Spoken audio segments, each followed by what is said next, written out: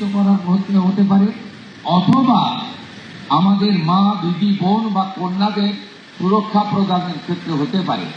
আপনারা একটা discipline organise সংগঠন হিসেবে এই অল্প সময়ে অনেকগুলো ভালো নজির তৈরি করতে পেরেছেন।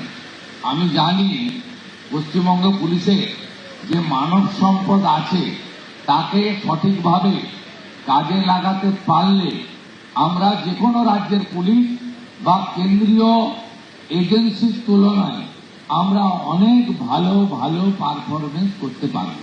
আপনারা ভালো থাকবেন, আপনাদের মন্ত্রী আপনাদের সাথেই থাকবে।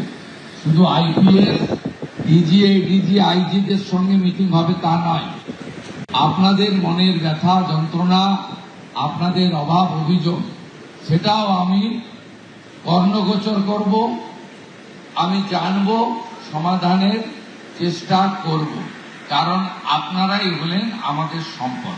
সকলকে আরেকবার শুভেচ্ছা জানিয়ে আমি আমার কথা এখানেই শেষ করলাম। ভারত মাতা কি জয়। ধন্যবাদ স্যার।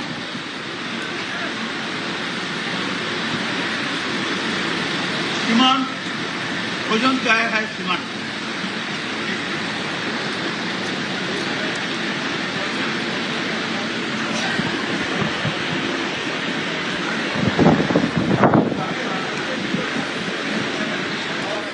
এই ছবি দেখছেন বারাকপুরের। আসলে বারাকপুরে আজ বারাখানা। এই বারাখানা কি? কনস্টেবলদের সঙ্গে লাঞ্চ করবেন মুখ্যমন্ত্রী এক টেবিলে বসে। বারাখানার আসর প্রতিবারই বসে, কিন্তু এবার অন্যরকম, কারণ এই প্রথমবার মুখ্যমন্ত্রী কনস্টেবলদের সঙ্গে এক টেবিলে বসে লাঞ্চ করবেন।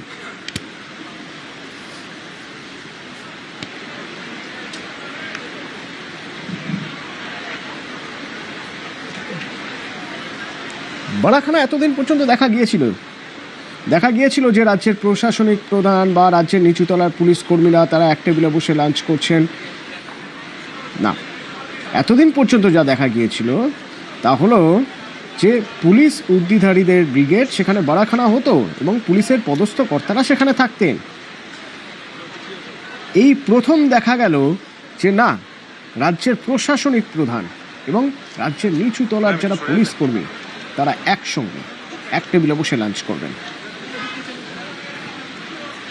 বারাখানা, আসলে এই বারাখানার একটা ইতিহাস আছে সেই যুদ্ধের সময় থেকে, যে যদি উচ্চপদস্থ কর্তারা যারা আধিকারিকরা রয়েছেন তারা যদি একেবারে নিচুতলার কর্মীদের সঙ্গে, সেনার সঙ্গে বা পুলিশ কর্মীদের সঙ্গে একসঙ্গে বসে খান, তাহলে কি হবে? তাহলে একটা সম্পর্ক বাড়বে, ভালো সম্পর্ক তৈরি হবে, যে সম্পর্ক পরবর্তীতে যুদ্ধের সময় কাজে লাগে। যুদ্ধের পরেও দেখা গিয়েছিল এই একই ট্র্যাডিশন রয়ে গিয়েছিল। দেখা যেত রাজ্য পুলিশের ডিজিকে এতদিন দেখা যেত এই বারাখানায় কনস্টেবলদের সঙ্গে। তবে এবার একটু অন্যরকম, আমাদের রাজ্যে এই প্রথম। তবে এর আগে আমরা উত্তরপ্রদেশে এবং অন্যান্য কিছু রাজ্যে দেখেছি যে মুখ্যমন্ত্রী তিনি কনস্টেবলদের সঙ্গে বসে এক টেবিলে খাচ্ছেন। সোমরাজ আছে আমার সঙ্গে। সোমরাজ, এই বারাখানা শুরু হওয়ার আগে কিছু মানুষের সঙ্গে, কিছু পুলিশ কর্মীর সঙ্গে তোমার নিশ্চয়ই কথা হয়েছে। এক অভূতপূর্ব, এক অন্যরকম, আমাদের রাজ্যে এর আগে এরকম হয়নি। তাদের কি প্রতিক্রিয়া তুমি পেলে?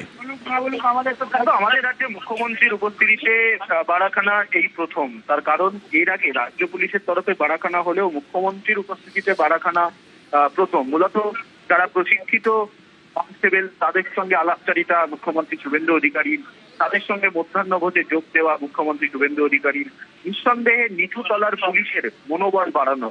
অবশ্যই আমরা দেখেছি যে রাজ্যে সরকার পালাবদলের পরপরই মুখ্যমন্ত্রী শুভেন্দু অধিকারী রাজ্য পুলিশের সদর দপ্তর থেকে শুরু করে লালবাজার, এমনকি কলকাতা পুলিশের কয়েকটি ডেপুটি কমিশনারের অফিস, অর্থাৎ বিভিন্ন জায়গায় মুখ্যমন্ত্রী শুভেন্দু অধিকারীকে যেতে দেখা গেছে এবং সেখানে নিচুতলার পুলিশ কর্মীদের সঙ্গে বারবার আলাপ আলোচনা করতে দেখা গেছে মুখ্যমন্ত্রী শুভেন্দু অধিকারীকে। অর্থাৎ রাস্তায় যারা কাজ করে নিচুতলার পুলিশ কর্মীরা, কনস্টেবল হোক, এসআই হোক, তাদের মনোবল বাড়ানো।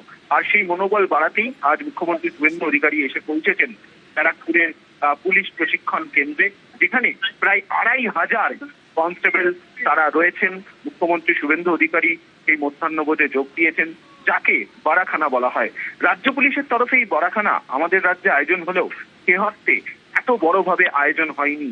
রাজ্যে এই প্রথম এত বড়ভাবে এই বারাখানার আয়োজন করা হয়েছে, যেখানে মুখ্যমন্ত্রী শুভেন্দু অধিকারী তিনি নিজেই উপস্থিত রয়েছেন এবং তিনি কিছুক্ষণ আগেই জানালেনও যে শুধুমাত্র আইজি বা ডিআইজিদের সঙ্গেই বৈঠক নয়, তিনি যারা কনস্টেবল এসআই রয়েছেন তাদের সঙ্গেও নিয়মিত আলাপ আলোচনা করবেন এবং সেই কারণেই তিনি আগ্রহ প্রকাশ করেছিলেন এই ধরনের অনুষ্ঠানে তিনি অংশ নেবেন এবং সেই মোতাবেক ব্যবস্থা নেওয়া হয়েছে।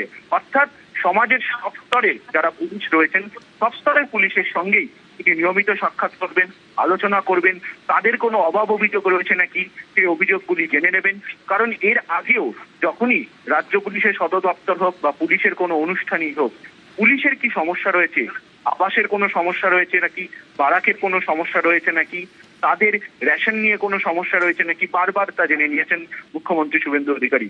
আজ তো ঠিক একইভাবেই কনস্টেবল যারা আগামী দিনে রাস্তায় নেমে কাজ করবেন, বিভিন্ন জেলায় জেলায় যাদের পোস্টিং হবে, তাদের সামনেও মুখ্যমন্ত্রী শুভেন্দু অধিকারী একই বার্তা রাখলেন যে রাজ্য পুলিশের নিচু স্তরের কর্মীদের, সে এসআই হোক বা কনস্টেবল হোক বা সাব ইন্সপেক্টর হোক, তাদের কোনো সমস্যা হলেই রাজ্য সরকার তাদের পাশে রয়েছে। এবং শুধু তাই নয়, পশ্চিমবঙ্গ পুলিশ আগামী দিনে যে কোনো কেন্দ্রীয় এজেন্সিকে টেক্কা দিতে পারে যদি পশ্চিমবঙ্গ পুলিশকে সেইভাবে পরিকাঠামো দিয়ে গড়ে তোলা যায়, সেই বার্তাও আজ মুখ্যমন্ত্রী শুভেন্দু অধিকারী রাখলেন। প্রায় 2500 কনস্টেবলের সঙ্গে তিনি এই মুহূর্তে মধ্যাহ্ন ভোজে যোগ দিয়েছেন।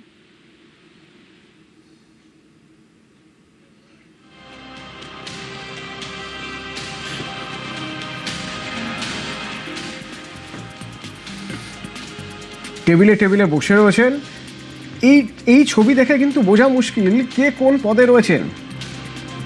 একেবারে নিচু তলার পুলিশ কর্মীরা যেমন রয়েছেন তেমন পদস্থ পুলিশ কর্তারাও রয়েছেন, আর সর্বোপরি রয়েছেন রাজ্যের প্রশাসনিক প্রধান মুখ্যমন্ত্রী। আজ সবাই মিলে একসঙ্গে বসে খাওয়া দাওয়া, এই হলো বারাখানা। এক টেবিলে পেট ভরে মন ভরে